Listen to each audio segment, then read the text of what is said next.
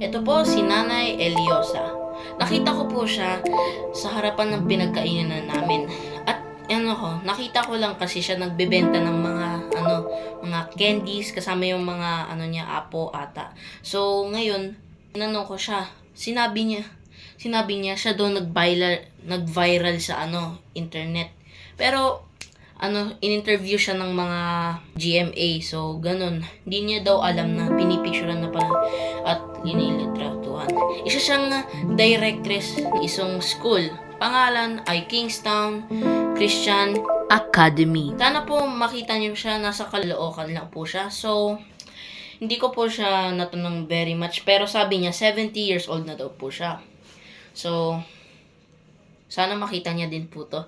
And salamat po sa panonood. Sana makita niyo po siya at supportan din po. Sa mga ganun na tao, ako po ay naaawa. Nagpa-picture na nga din po ako. Yes, nagpa-picture parang celebrity. Pero sa akin, celebrity na yun dahil na-interview na nga siya. So, nakita ko nga talaga na sinerge ko yung pangalan niya. And nakita ko nga din po sa news. Sa GMA News. So, I hope na makita doon ng mga tao at makita siya. Sa Caloocan yun